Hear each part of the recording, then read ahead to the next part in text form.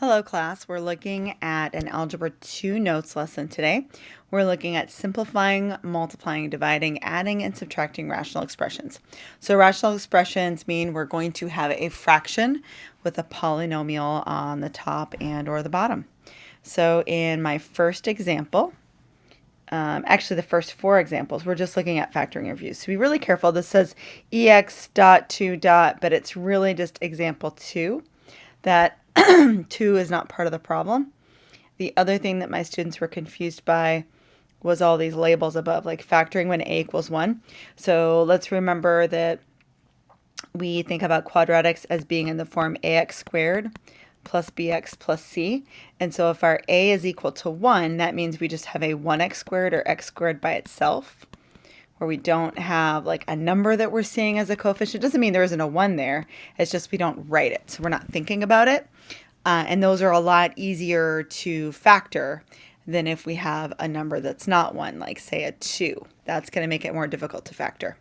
So go ahead, pause the video, try factoring on your own. I would give yourself maybe 5 minutes at the most and then unpause. So for the first one, we're looking at greatest common factor. So that means I'm just going to look at the 3, 6, 12, see that I can divide a 3 out of all of them. So that means I'm factoring out 3. It does not mean, I don't know why I wrote a 6 there.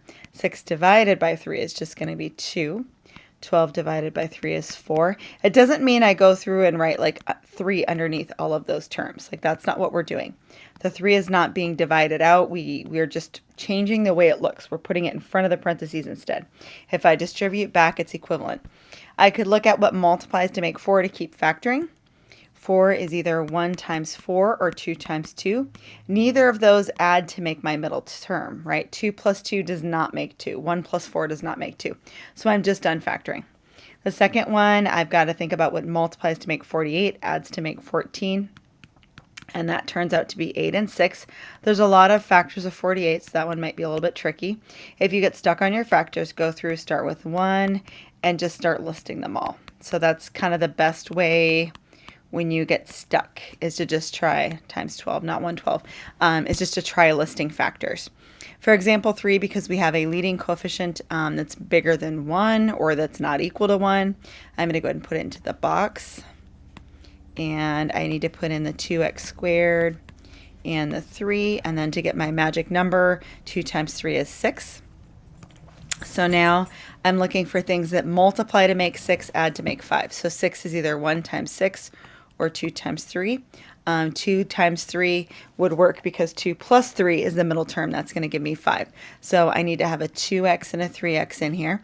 And then remember our rows and columns, we're looking for common factors. So my first row, my common factor would be a 2x. Second row would be a 3. First column, 2 and 3 have nothing in common, so it's just an x. Second column, they have nothing in common, so it's a 1. So this factors to being 2x plus 3 times x plus 1. Difference of squares, I'm looking for 2 perfect squares with a minus sign. X squared is a perfect square. 64 is 8 squared, so that's a perfect square, and there's a minus sign. So then it factors to x plus 8 times x minus 8. So we really need to be getting good at our factoring skills. It's going to be the first step in a big problem now. To simplify a rational function, first factor the numerator and factor the denominator. Next, look for common factors on the numerator and denominator to cancel out. So what we mean by that is if we have 2 divided by 2, well, that's just a 1. If I have 4 divided by 4, that's just a 1. If I have a factor of x plus 1 over a factor of x plus 1, that's just equal to 1. So we're crossing out common factors, and they're equal to 1. So remember, we can only cross something out if it's being multiplied in the numerator and denominator. So for example 1, I need to go ahead and factor 10, let's see, that would be 5 and 2. 5 times 2 makes 10. 5 plus 2 is 7. In my denominator, difference of squares. So my numerator and denominator have a factor of x plus 2. It's being multiplied on the top and bottom. So we can cross that out. It's just equal to 1. We're left with x plus 5 divided by x minus 2. Next one, I've got a 3x squared plus 7x plus 2. So if we're stuck on factoring that, we could go ahead and put it in the box. 2 times 3 is 6. So I'm looking for things that multiply to make 6 and add to make 7. So that's going to be a 6x and a 1x. We look for rows and columns and what they have in common. My first row would have in common a 3 and an x. My second row is nothing, so it's a 1. First column is an x, second column is a 2. You can always go back and check to make sure everything multiplies to the square it's in, right? That's how we can double check that. So it's going to factor as 3x plus 1 times x plus 2. My denominator is x plus 1 times x plus 2. So the x plus 2's are exactly the same, and we can cross those out. The 3x plus 1 over x plus 1 we can't do anything with. It's not a 3 times an x plus 1. If we had that, we could cross out the x plus 1's, but that's not what we have here. So it is not going to be equivalent. We can't do anything else. We're just stuck. Okay, moving on to the next page. To multiply rational functions. So first we want to, it says blank any polynomial expressions. We're always going to factor any polynomial expressions. Cancel, I think is the word they're looking for. Any identical factors in both the numerators and denominators. Multiply the remaining factors together. Remaining numerators, multiply the remaining denominators. Simplify by dividing out common factors, things that are both the top and bottom. So the first one and the second one are very, very different examples. The first example, there's no plus or minus signs. So the second one, I have a minus sign, I have a plus sign. That's going to be more like what we just did, where we have to do some factoring. The first one, though, I don't have any of that. So I would want to multiply straight across. Let's see, we're going to have a 3 and a 6 that we're multiplying. So on second thought, maybe I don't want to multiply because 3 times 6 is 18. And in my denominator, I'm only looking at the number part right now. I'd have 8 times 9, that's 72. Those are pretty big numbers to simplify. So I'm going to look at just reducing the 6/9 right now. 6/9 is going to be a 2/3. So I'm going to think about what happens if that's just a 2/3. And then I might even do one more step, and that's going to have a 3 in the numerator and denominator, and anything on the top and bottom. Remember, we're going to multiply straight across and just make this like a long fraction bar here. And so those are going to cross out. So in my numerator right now, I would have a 2. I have x to the 5th times another x. That's going to be x to the 6th power. Y squared times another y squared. That's going to be y to the 4th. In my denominator, I have an 8. X times x to the 3rd is x to the 4th power. Y times y is going to be a y squared. So anytime I go through to reduce, I want to think about how, like, x to the 6th over x to the 4th. Let's think about what that really is. It's like I have 6 x's in the numerator and 4 in the denominator. And so if I go through and cross 4 of them out, I'm left with 2 factors in the numerator. That's why we're subtracting, right? 6 minus 4 is 2. So first I'd reduce the 2/8. That's going to be a 1/4. So I'm going to put a 4 in the bottom. 6 minus 4 is going to be 2. We're left with x squared. Y to the 4th over y squared. So we're going to be left with a y squared in the numerator as well. All right, second one, I need to go through and do a bunch of factoring. So if I factor, I'm going to have to look at the numerator and factor out a 2x from both terms. That's going to be greatest common factor. And I know to do this because 10 is not a perfect square. So it's not going to be difference of squares. It's going to be greatest common factor. I'm left with x minus 5. If you're unsure with your factoring, you could also multiply it back and make sure it works. Times, we're going to have an x plus 3 in the numerator. Remember, with fractions, we multiply straight across. Denominator, x squared minus 25. That is difference of squares. 25 is a perfect square. So that's going to be an x minus 5 and an x plus 5.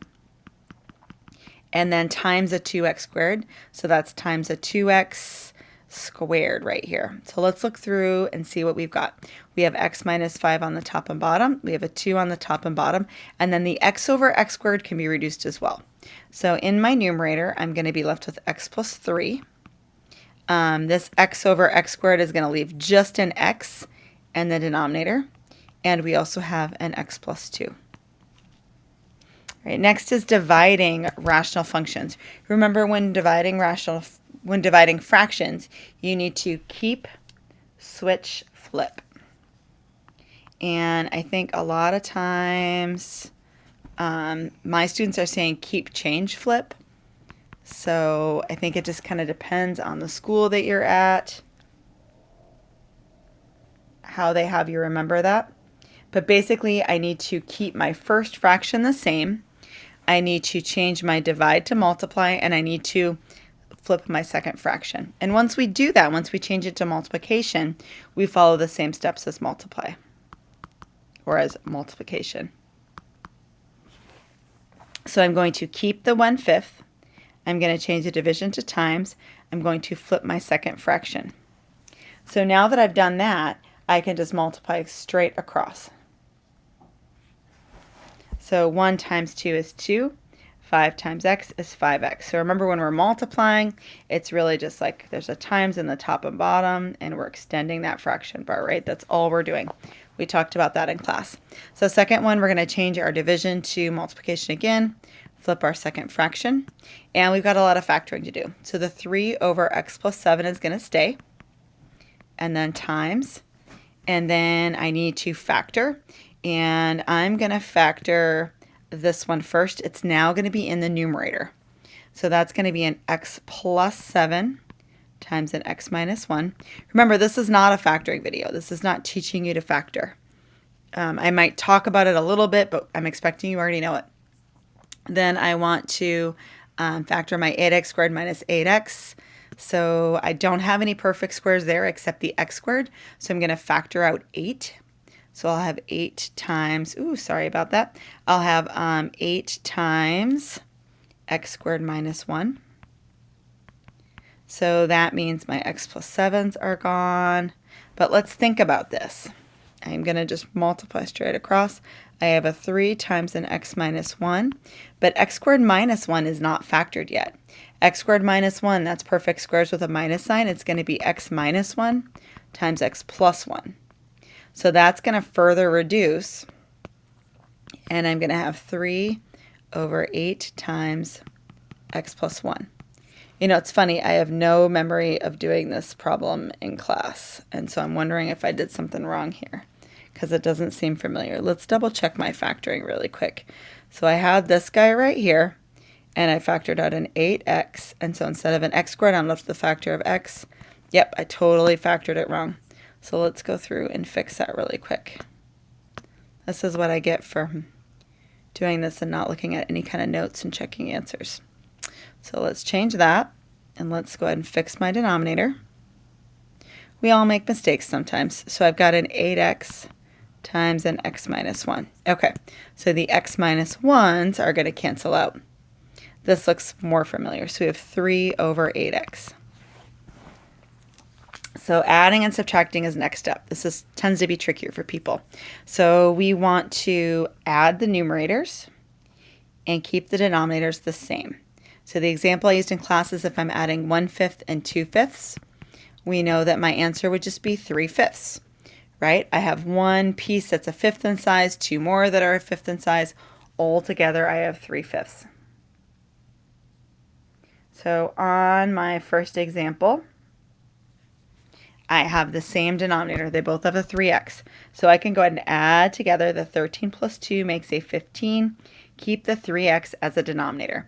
So let's remember, there's different ways to think about reducing this fraction.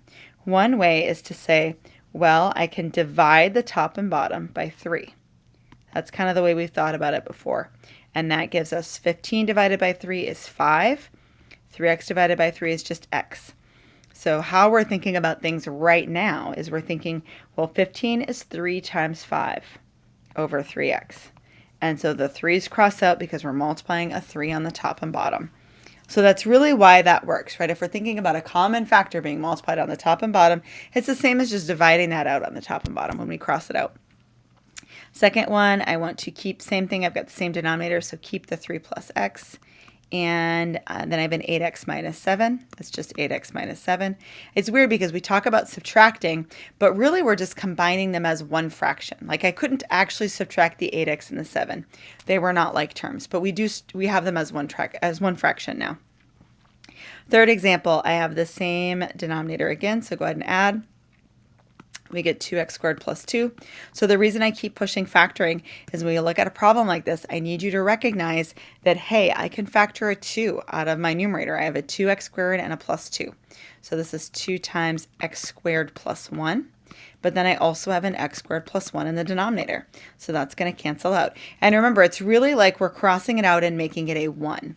So my answer is 2 over 1, which is just 2. Next, we're looking at adding and subtracting fractions with unlike denominators. So to add or subtract, we need to find the least common multiple of the denominators, which is really just the least common denominator. Factor the denominators to make the LCM easier to find.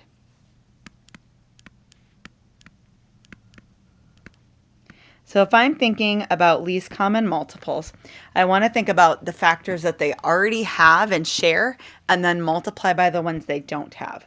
So when I'm looking at 4x, all I'd have to do is multiply the first one by 3, and then they'd both be a 12x. So 4x and 12x, my LCM is going to be 12x. Because again, all I'd have to do is multiply the first one by 3, now they're the same. The second one, I'd probably factor out a 2 from that 4x plus 2, so it's 2 times 2x plus 1.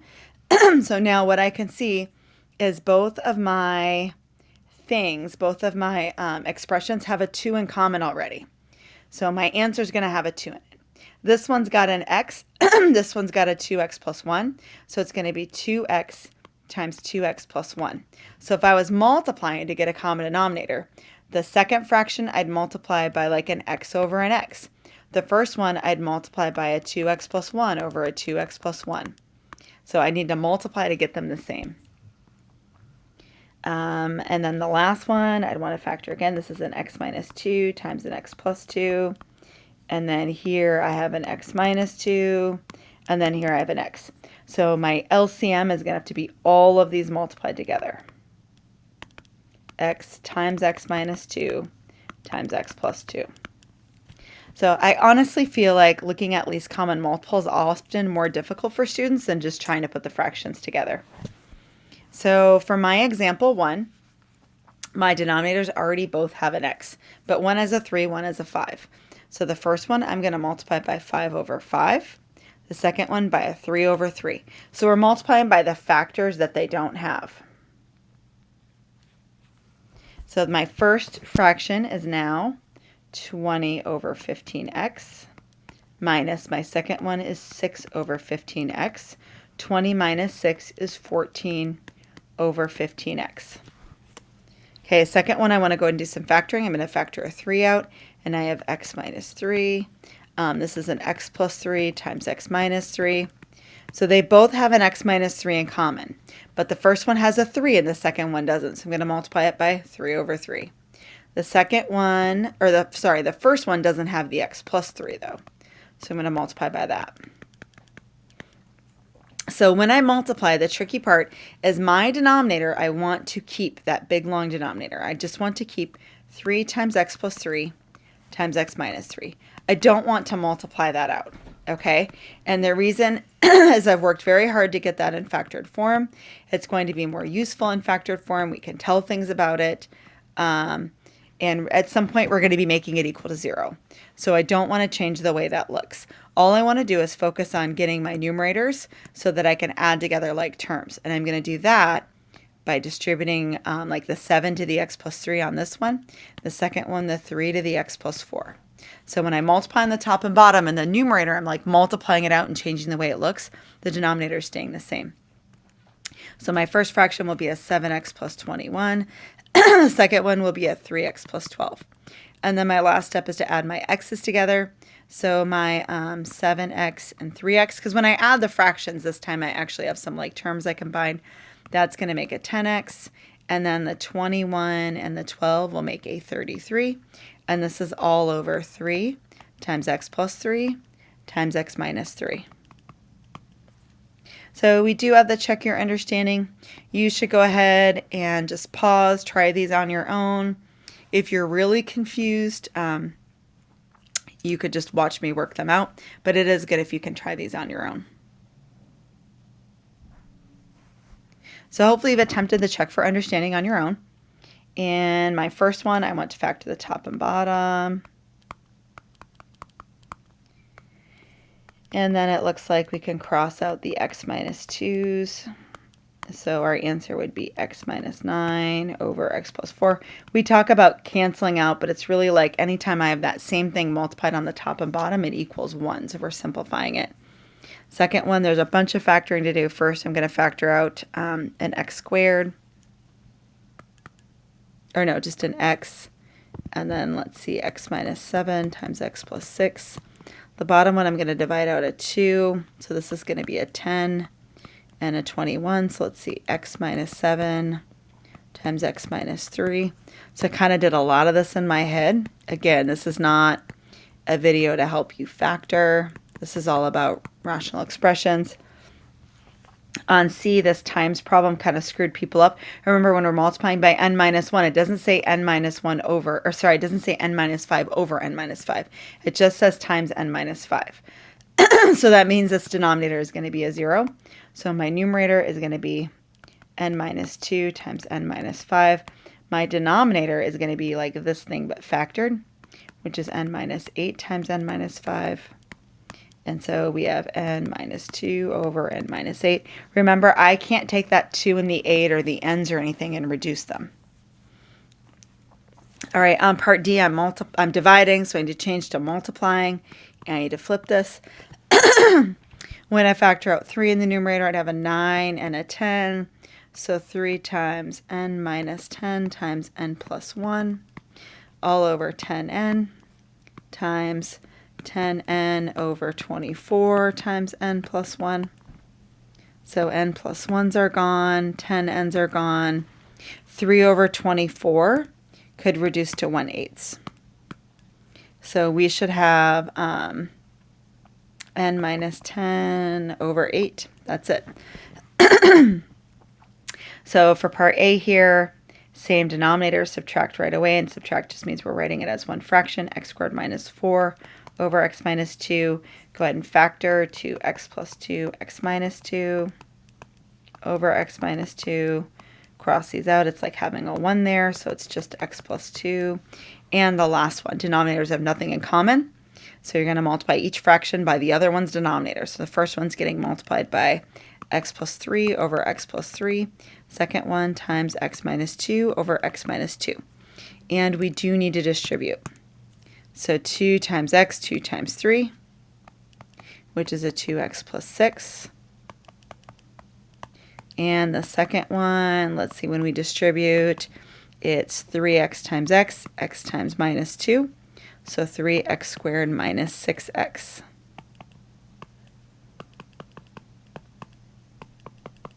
And then last step is to put the, let's see, minus 6x plus 2x together.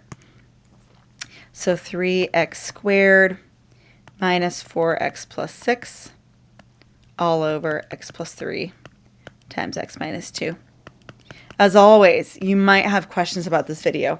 This is a lot of stuff, right? We looked at adding and subtracting fractions, simplifying, multiplying, dividing. It's kind of a review of an entire chapter in Algebra 1, and it's at the end of the year. So I think it's that time of year where students are missing a lot of school for different kinds of events.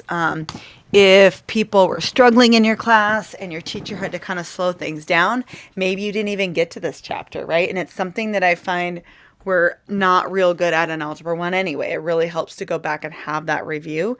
I think we really solidify these concepts in Algebra 2 and not really Algebra 1. So as always, please talk to your teacher, like circle a problem if you don't understand it. Make sure that you're asking and you're getting help.